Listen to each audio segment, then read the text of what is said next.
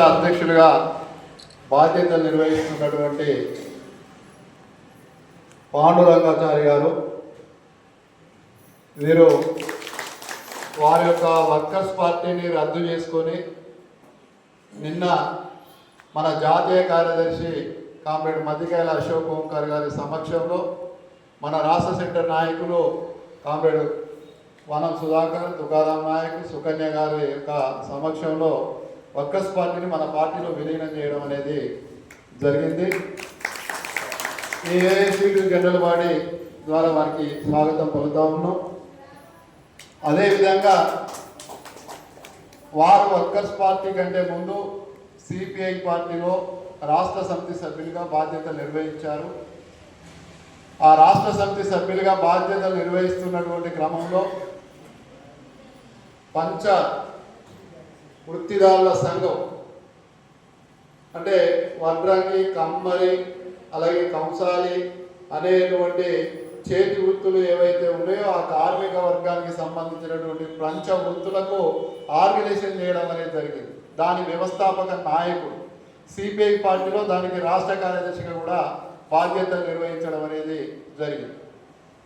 అంతేకాకుండా సిపిఐ పార్టీలో కొట్లాడి బీసీ హక్కుల సాధన సమితి అనేది పెట్టాలి, బీసీలకు ఎంతమంది ఉన్నామో మనకంతా వాటా కావాలనేటువంటి డిమాండ్ను వాళ్ళ పార్టీలో పెట్టి దాన్ని వ్యవస్థాపకుడుగా ఉండి దాని యొక్క ప్రధాన కార్యదర్శిగా కూడా బాధ్యతలు వారు నిర్వహించడం అనేది జరిగింది. మరి సిపిఐ పార్టీ నుంచి ఎందుకు బయటకు వచ్చాడు అని అంటే, సిపిఐ పార్టీ కాంగ్రెస్ తోటి, తెలుగుదేశం పార్టీ తోటి, బీఆర్ఎస్ పార్టీ తోటి ఎన్నికల పొత్తులు పెట్టుకుంటూ కేవలం కొన్ని సీట్లకే పరిమితంగా ఉంటా ఉన్నది. భారతదేశంలో కమ్యూనిస్ట్ పార్టీని ఏర్పాటు చేసుకున్నది ఈ ప్రజలను విముక్తి చేసి ఈ దేశంలో సోషలిజాన్ని స్థాపించడం కోసం. మరి అలాంటి కమ్యూనిస్ట్ పార్టీ తన మూల విధానాలను వదులుకొని బూర్జువా పార్టీలతో పొత్తు పెట్టుకోవడం కాదు, సిపిఐ పార్టీ రాష్ట్రంలో అన్ని స్థానాలకు పోటీ చేయాలి, కమ్యూనిస్టులు అందరం కలిసి పోటీ చేయాలి. కాబట్టి నేను ఆ విధానాన్ని ఈ పార్టీలో చర్చ పెడతా అని చెప్పి చర్చ పెట్టినందుకు ఆ పార్టీ మన పార్టీ బూర్జువా పార్టీలతో పొత్తు పెట్టుకునే విధానానికే కట్టుబడి ఉన్నది తప్ప మనం ఆ విధానం నుంచి ఇప్పుడు వైదొలిగే పరిస్థితి లేదనేది వాళ్ళు స్పష్టంగా చెప్పడంతో ఆయన సిపిఐకి రాజీనామా చేసి బయటకు వచ్చాడు. అప్పుడు వర్కర్స్ పార్టీని ఏర్పాటు చేసుకున్నాడు. అట్లనే మన బిఎల్ఎఫ్లో కూడా కలిసి పనిచేస్తూ వర్కర్స్ పార్టీని భాగస్వామ్యం చేస్తూ ఎల్బీ నగర్ ఎమ్మెల్యే అభ్యర్థిగా కూడా వారు పోటీ చేయడం అనేది జరిగింది. మన పార్టీ యొక్క కార్యక్రమాలు బిఎన్ గారు పుట్టినటువంటి నల్గొండ జిల్లాలో వారు జన్మించడం, అట్లనే ఓంకార్ గారు ఎంసీపీఐ పార్టీ కార్యక్రమాలు ఇవన్నీ చూసిన తర్వాత ఆ బిఎల్ఎఫ్లో మనం నిర్వహిస్తున్నటువంటి పాత్రను చూసిన తర్వాత వర్కర్స్ పార్టీగా నేను కొనసాగాల్సినటువంటి అవసరం లేదు.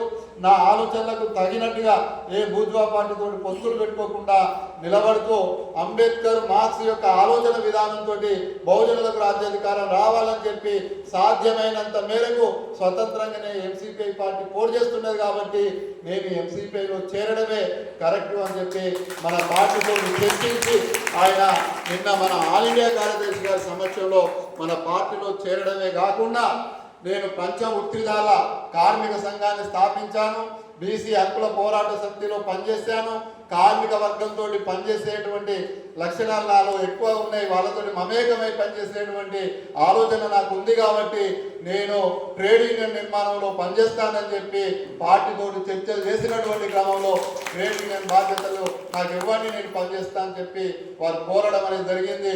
కాబట్టిగానే ఈరోజు మన ఏఐసిటీ నిర్మాణ జనరల్ బాడీ సమావేశానికి కూడా ఆ కామ్రేడ్ రావడం అనేది జరిగింది.